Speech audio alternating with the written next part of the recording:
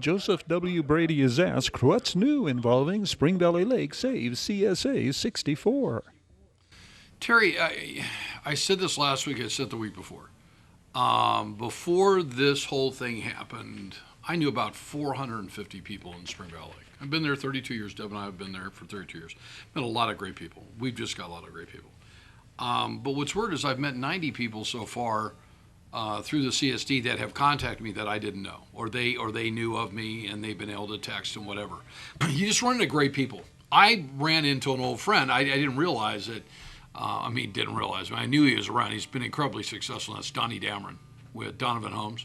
But, he's the skateboard king with, pharmacy. I remember, I think Rob Kurth and I did his first lease many years ago when he was over here at the northwest corner of Hesperia Road and Bear Valley Road.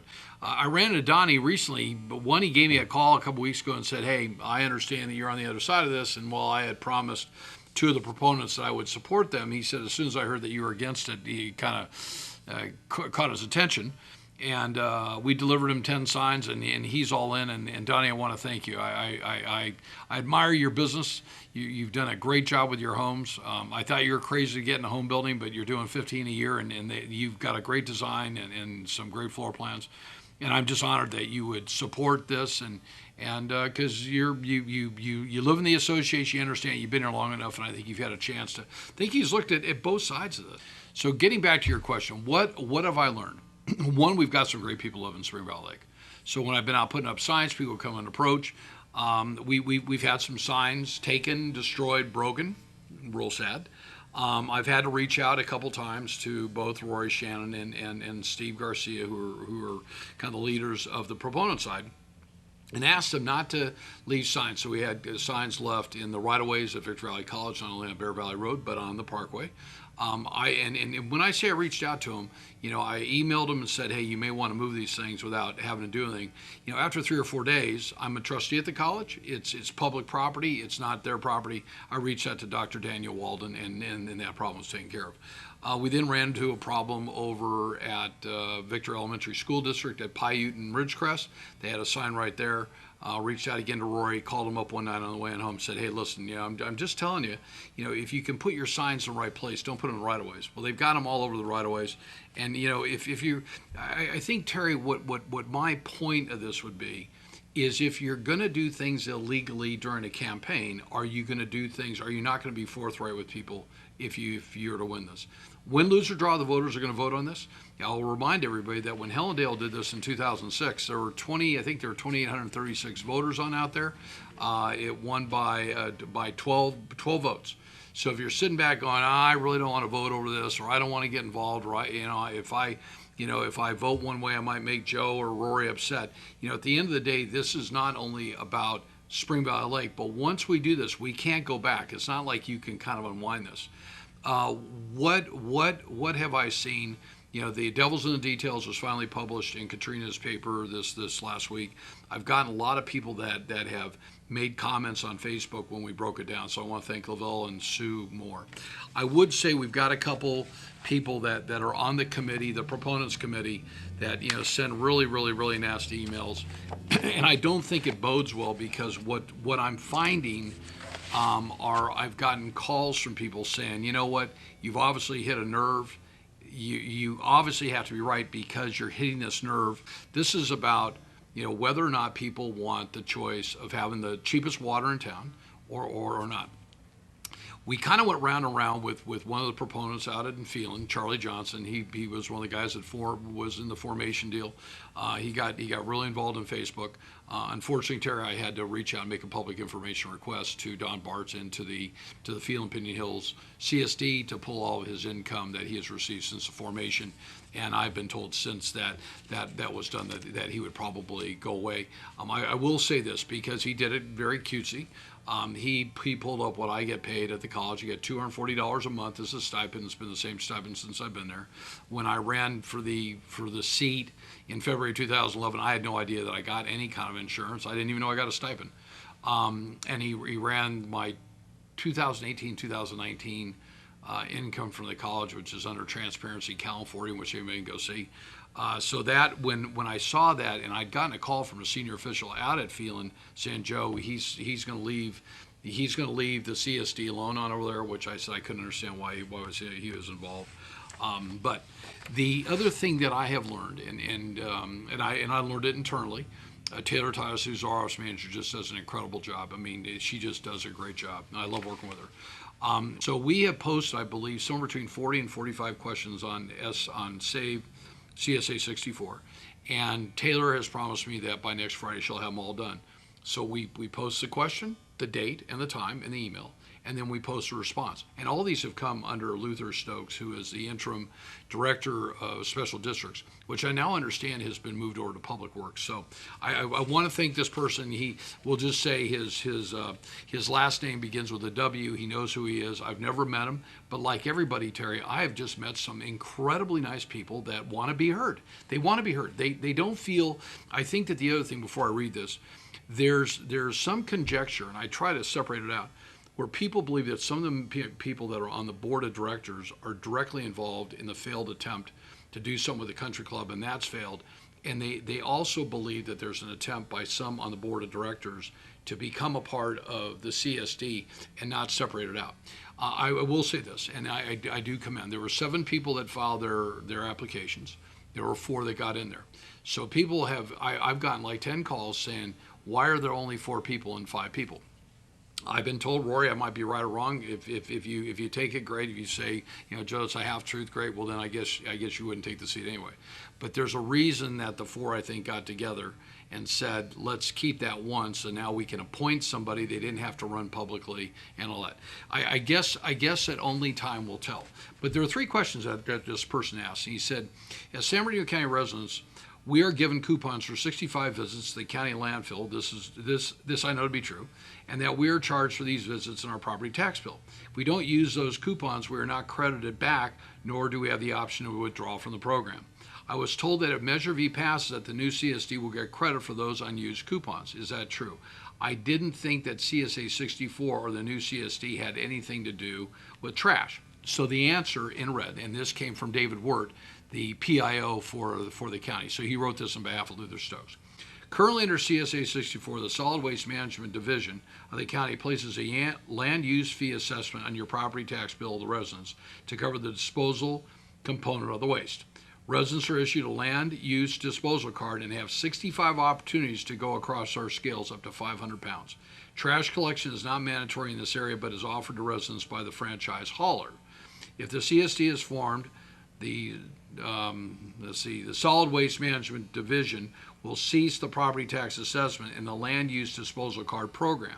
The CSD will take over all waste hauling responsibilities. It would be the CSD's decision on how to proceed.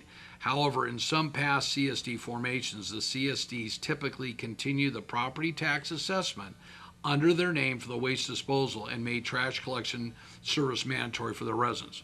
Let me go back and read that again, because that is not what Rory's report says. It would be the CSD's decision as how to proceed. However, in some past CSD formations, the CSDs typically continue the property tax assessment under their name for the waste disposal and made trash collection service mandatory for the residents. So that was question number 1. Question number 2, I was told that the water meters were being replaced at our expense needlessly. Same thing, I covered this last week. And I learned a whole lot when I heard that, the devil's in the details. They said the new meters were crush-proof and are used in areas that there are no curbs and gutters protections. I called CSA 64 and they told me that the new meters are smart meters. This seems like a good idea if our meters are nearing the end of their useful life, or the new smart meters will cut other expenses like meter reading, thus paying for ourselves, which is true. The answer: the department began piloting different meter models in 2011 to determine the best meter to replace the then aging residential meters in county service areas. The industry practice on aging positive displacement, they call it PD, residential meters is to change them out every 7 to 10 years as they wear out or they become inaccurate. Sampling conducted of the PD meters in Spring Valley Lake in 2015 before the change-out program began showed a large number of the residential meters failed to meet the American Water Works Association standards for accuracy. The Badger meters are smart meters, provided more customer providing many more customer service features and other efficiencies for meter reads, water leak detection, and are less prone to failure or read inaccuracies over time as they have no moving parts. Additionally, they are stainless steel body meter, which is beneficial to water quality and are more rugged than the composite body meters, but are designed for normal meter installation applications. Badger meters are installed behind curb for many municipalities and result in fewer installation issues and the bodies breaking as compared to composite style meters. So for those that, if you're reading this for the first time, the proponents would tell you all kinds of stories about these meters. Terry, I paid very little attention to the meters because you know why? I've always trusted CSA 64 to be prudent about getting the right meters. I remember talking to Jeff Rigney many years ago, who ran CSA, but it really wasn't a big deal. But I know, it's kind of like the archway and the parkway. They keep going back and talking about it. And I've got an article here that talks about there was a chance that they were going to move the archway at one time. I know that the county has said that if the CSD doesn't go through, they plan on doing something anyway.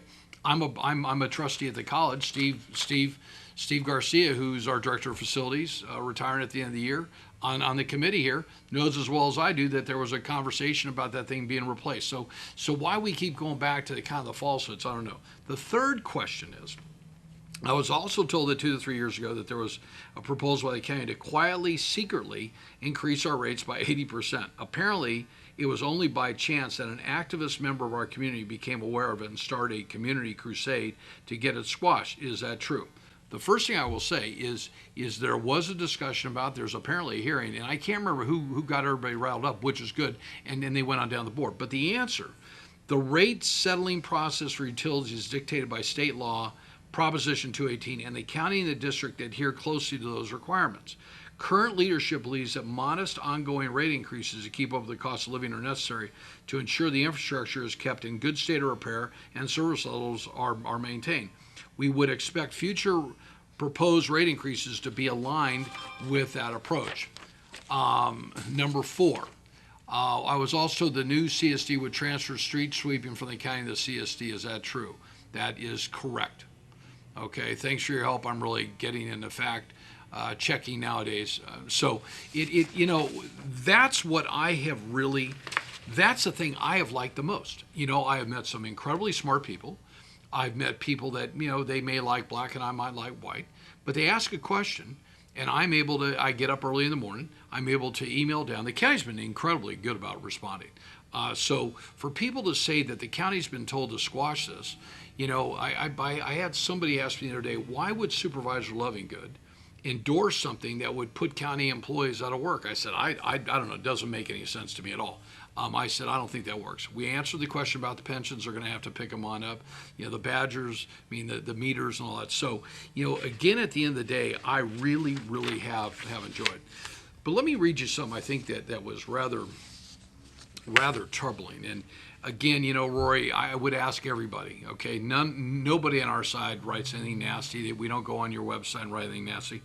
We finally had to make a decision the other day internally amongst, Nikki Metzger, Taylor in here, Lavella Sullivan, Sue Moore, myself, that we had to take down some of the negative comments because they're not factual comments. But here I get an email this morning, okay, that was posted yesterday. The person knows on the committee who posted it, okay? But it says, I guarantee, and this is from the proponent of the CSD, I guarantee your utility rates will go up regardless of how this turns out. Please prepare. Our only constant is the things called life is change. Without it, wither away and die. If you really concerns, please reach out to both sides. It says, unfortunately, a few people have listened to Joe Brady's false accusations and lies with his poorly answered videos. Everybody sent me a question has gotten a response. They get it from the county. Okay, so we won't get into the Spring Valley Lake issue, which the person watched this. We are going to address this after November 3rd because it's really important that people in Spring Valley Lake, they won't be bombarded with mail, but they'll get to know who you are and they'll get to know what your accusations are. And at that point, I will really have the ability to say, yeah, this is what happened on this date. This is what the action was. This is what happened at the college, and then everybody will be behind it. Let's please all know our facts when we vote. Not one person on the CSD Formation Committee is running for any position on the board or applying for any paid positions. We have volunteered our time for all to explore and decide. But there's still one seat that hasn't been filled, and obviously, I'm sure that they're going to do. So that's my story, and we'll pick up where we left off next Friday.